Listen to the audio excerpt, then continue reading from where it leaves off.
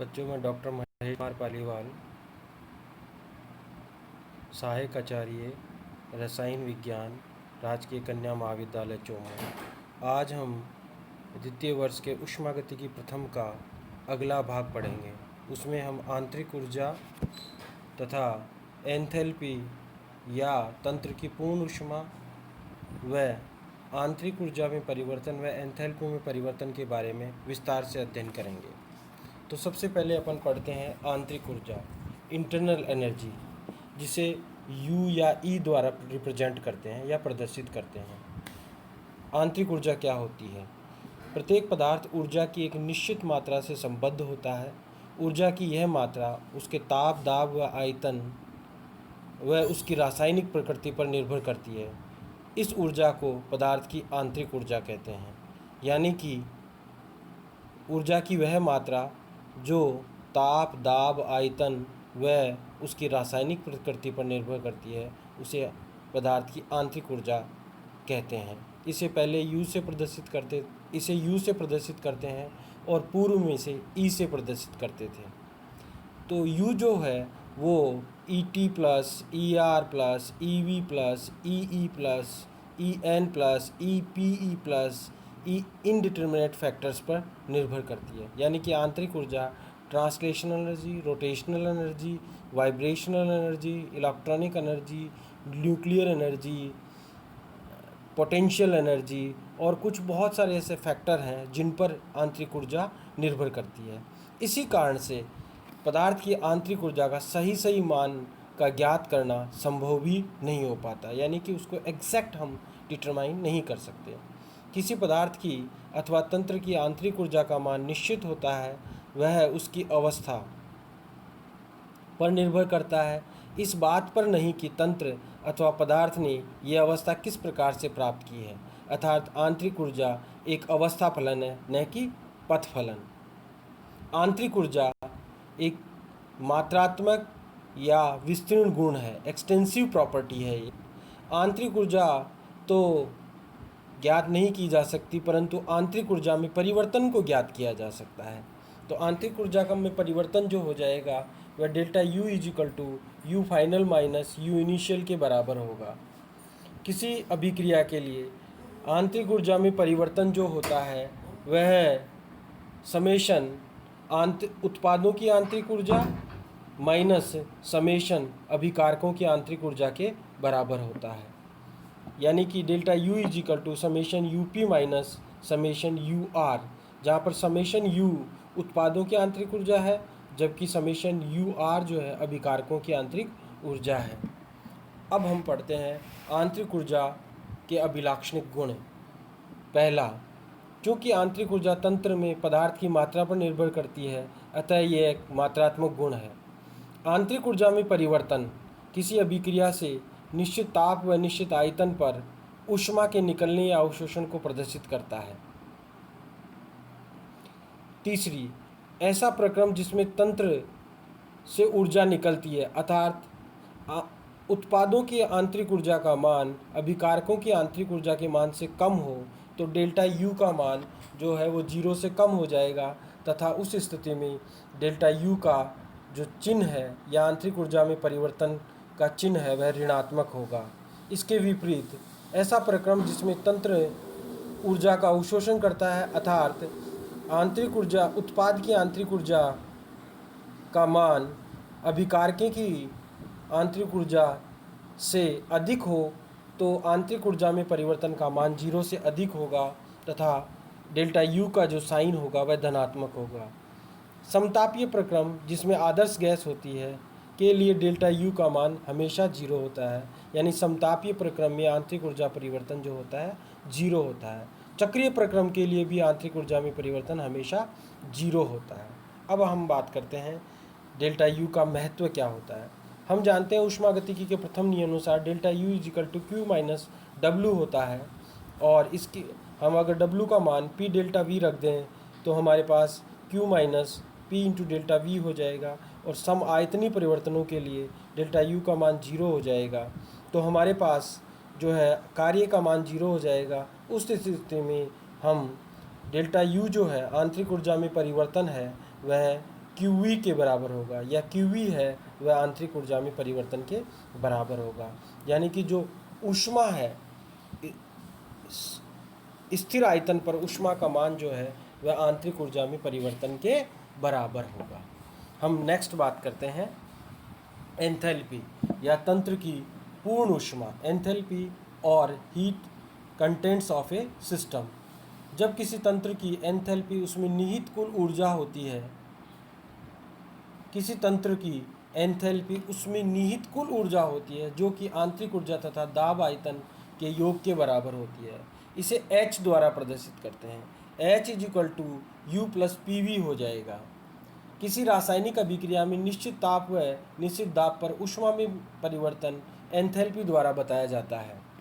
Enthalpy तो ज्ञात नहीं की जा सकती, पर ठीक जिस तरह से आंतरिक ऊर्जा में परिवर्तन ज्ञात किया जा सकता है, उसी प्रकार से एंथैल्पी में परिवर्तन को भी ज्ञात किया जा सकता है। तो डेल्टा H = हो जाएगा H फाइनल - H इनिशियल। किसी अभिक्रिया के लिए डेल्टा H जो हो जाएगा वह हो जाएगा समेशन HP - समेशन HR, जहाँ पर समेशन HP जो है वह उत्पादों की एंथैल्पी का योग है, वहीं समेशन HR जो है वो अभिकारकों की एंथैल्पी का योग है। अब हम बात करते हैं एंथैल्पी के अभिलाक्षणिक गुण क्या क्या होते हैं। यह एक अवस्था फलन है, यह एक मात्रात्मक या विस्तृण गुण है।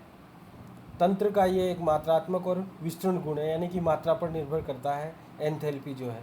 इसे तंत्र की पूर्ण ऊष्मा भी कहते हैं। इसका मान पदार्थ की मात्रा, पदार्थ की प्रकृति व ताप दाब की परिस्थितियों पर निर्भर करता है। एंथैल्पी के सही मान को ज्ञात करना संभव नहीं है, क्योंकि आंतरिक ऊर्जा का सही मान ज्ञात करना ही संभव नहीं है, तो एंथैल्पी को ज्ञात करना संभव कैसे हो पाएगा। अतः एंथैल्पी तो ज्ञात नहीं की जा सकती, पर एंथैल्पी में परिवर्तन को ज्ञात किया जा सकता है। ऊष्माक्षेपी अभिक्रियाओं के लिए हमेशा डेल्टा H का मान नेगेटिव होता है, क्योंकि summation HP is less than summation HR। ऊष्मा शोषी अभिक्रियाओं के डेल्टा H का मान हमेशा पॉजिटिव होता है, क्योंकि summation HP is greater than summation HR। चक्रीय प्रक्रम के लिए डेल्टा U = 0 की तरह डेल्टा H = 0 ही होता है। डेल्टा H का महत्व ऊष्मागतिकी के प्रथम नियम अनुसार डेल्टा U जो होता है Q - P डेल्टा V के बराबर होता है, जैसा हम जानते हैं। तो Q = delta U + P delta V हो जाएगा। अब डेल्टा U बराबर जो है वह U फाइनल - U इनिशियल होगा, plus P = delta V = V final - V initial कह सकते हैं। अब इसको सॉल्व करेंगे तो हमारे पास U final - U initial plus PVF - PVI हो जाएगा। अब हम इसको रीअरेंज करके हम ऐसे लिख सकते हैं U final plus PVF - UI plus PVI। तो Q = HF - HI हो जाएगा, अर्थात QP बराबर डेल्टा H हो जाएगा, क्योंकि दाब स्थिर है। जब दाब स्थिर रहेगा तो हमारे पास QP जो है, यानी कि ऊष्मा का मान जो है वह एंथैल्पी परिवर्तन के बराबर हो जाएगा। अतः किसी अभिक्रिया में निश्चित ताप व दाब पर निकली या अवशोषित ऊष्मा एंथैल्पी परिवर्तन के बराबर होती है। अब हम नेक्स्ट बात करते हैं एंथैल्पी परिवर्तन और आंतरिक ऊर्जा परिवर्तन में क्या संबंध होता है। माना एक गैसीय अभिक्रिया है जो समान ताप व दाब पर संपन्न हो रही है, तथा यदि VA गैसीय अभिकारकों का कुल आयतन है तथा VB गैसीय उत्पादों का कुल आयतन है, तथा NA गैसीय अभिकारकों के कुल मोल हैं तथा NB गैसीय उत्पादों के कुल मोल हैं, अतः PVA = NART हो जाएगा। ठीक इसी प्रकार से PVB बराबर NBRT हो जाएगा। अब हम अगर ऐसे लिखें PVB - PVA तो हो जाएगा, इसके बराबर हो जाएगा NBRT - NART। तो हम अब कॉमन ले सकते हैं। अब हम यहाँ पर इसको इस प्रकार से लिख सकते हैं PVB - PVA = NB - NA, into R T. अब यहाँ पर पी बी कॉमन लिया जा सकता है, P is into V B minus V A is equal to N B minus N A into R T हो जाएगा। तो हमारे पास V B minus V is equal to means हो जाएगा आयतन में परिवर्तन, तो हो जाएगा पी डेल्टा वी। इसी तरह से N B minus N A जो हो जाएगा डेल्टा एन, यानी कि अभिकारकों के उत्पादों के मोलों में व अभिकारकों के मोलों में जो अंतर है उसको हम डेल्टा एन द्वारा रिप्रेजेंट करते हैं। निश्चित दाब पर एंथैल्पी में परिवर्तन निम्न संबंध द्वारा प्रदर्शित कर सकते हैं। Delta H is equal to हो जाएगा हमारे पास delta U plus P delta V, जो कि हमें समीकरण 2 द्वारा प्रदर्शित कर सकते हैं। अब समीकरण 2 में पी डेल्टा वी का मान समीकरण 1 से रख सकते हैं, तो हमारे पास आ जाएगा delta H is equal to delta U plus delta N R T, जहाँ मैंने पहले ही बताया डेल्टा एन है गैसीय पदार्थों के मोलों में प्रक्रम के दौरान परिवर्तन को बताता है, यानी कि गैसीय पदार्थ के प्रोसेस के दौरान मोलों में कितना परिवर्तन होता है उसको डेल्टा एन द्वारा प्रदर्शित करते हैं। डेल्टा एच व डेल्टा यू में अंतर डेल्टा एन के मान व चिन्ह पर निर्भर करेगा।